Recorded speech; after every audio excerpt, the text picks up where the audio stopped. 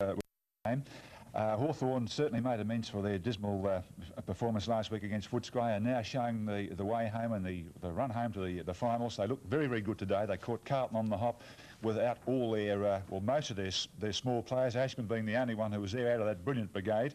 But something we did notice today in the Hawthorn lineup, they certainly showed more skill than Carlton, and Hawthorn has been known as being a rough and tough side over the many years. Today they were able to match it with some skill, and it certainly carried them through to win the game. They haven't forgotten about the tough tacklings and the hard hitting. That's still about, as Peter's all mentioned, about that a lot of clouting in the second quarter, and when that happens, something goes one way or another. One side weakens and goes backwards, or the other side goes forward. In this particular instance, both sides went forward. Carlton had their moments. They fought it out pretty well at home. They had an 11-point lead even in the third quarter, but it was all Hawthorn's day. They had some good service out of their backman. He was great today. O'Halloran superb in the back line. Then they had performers all round the field as well. Goad was a great motivator, taking the ball from the centre, featured in some wonderful play, and it was a Hawthorn day. I felt the Blues, they did sadly miss their smalls today, with Marcoux and McClure being a late-minute dropouts for the Carlton lineup. So they were out with Sheldon, Buckley and McClure and Marcoux and Hunter, of course, and Howell, and I think it was Austin. But some of the play of Lee Matthews today, you love him or you like him. What he did today after being severely pummeled, he did a bit of it himself.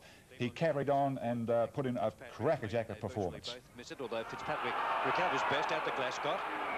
Hasn't travelled very far. Handball away, taken by Wallace. Robertson down towards half forward. Southby leading the race for the ball. Well done, Matthews. Open goal, 20 metres out, and has kicked it. Great individual effort by Lee Matthews. And they play on quickly.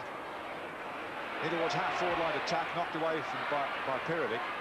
Handball to Goad. Quickly, let's string a handball to Matthews, his second goal perhaps.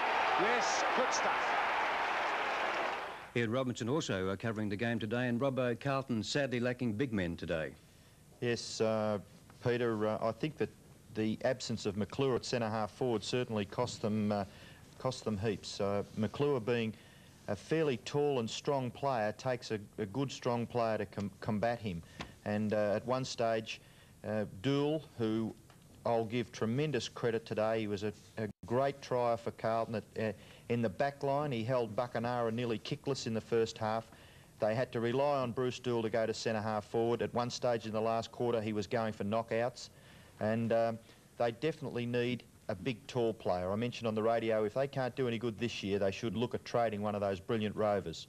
They had a couple of very, very good not tries, they were good players. Malin and Glascott both played very, very well all day long, and they were up against it because Hawthorn's smaller players also played very, very constructive and very brilliant type football. One of those was a number 4 for Hawthorn, Russo.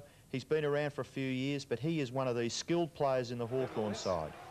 It's Hawthorn with the kick back to the centre of the field, and Matthews again just takes it away from them. He goes on unperturbed. A beautiful pass to cap off his work. Over the top now towards Russo, only metres out, shoots, goals. Well, Jeff, Phil Malin played a tremendous game up until half-time. He faded, came back in the last quarter. But a good game and probably one of Carlton's better players. He's been one of Carlton's better players throughout the season. He's very cool, he gets the ball, he's very deliberate, he's very positive when he's passing the ball by hand or foot. And certainly Carlton must be very pleased that they have Malin there, who's a middle-sized player, not one of their small players who can mark and run. Critical free kicks in this third term. Almost at the back from Carlton Hawthorn. Johnson lightning fast onto his boot. The handball now from Clark to Malin, who's had a marvellous match and season. What a top goal! Robbo, your thoughts on the performances, firstly of Fitzpatrick, then Warren Jones, who was taken off the ground late in the day? Well, I think that Carlton at least look reasonably good when Mike Fitzpatrick's on the ball. He has tremendous intelligence in his ruck work, and he tries to give the players around him every opportunity to break clear and make the forward's job a little bit easier. Warren Jones is big, he's powerful, he doesn't use enough of that power by throwing it around enough, I don't think, and he just hasn't quite got the finesse that Mike Fitzpatrick's got. I think that the third quarter was vital. as we saw earlier with the quarter-by-quarter scores. And Hawthorn played very, very well in the third quarter. They kicked to the Robert Heatley stand end in that quarter, and they did it very well. They moved the ball out of the centre very quickly. Jeff already mentioned Goad. Goad's been a battler around Hawthorn. He came into the side this week and did very, very well. He kicked 3 goals, and he kicked them very well. Well, he lost possession. There's Tuck.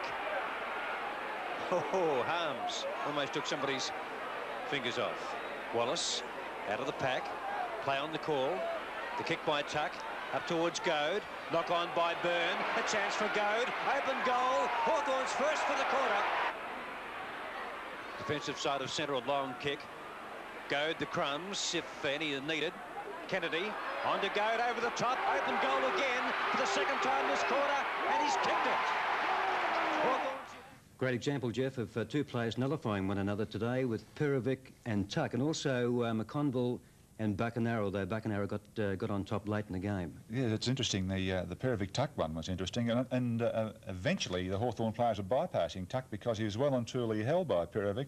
Tuck's been in great form in last weeks, but Perovic right with him, hassling him and punching the ball away from him, and it was a very frustrating day. So Hawthorn virtually played without Michael Tuck today.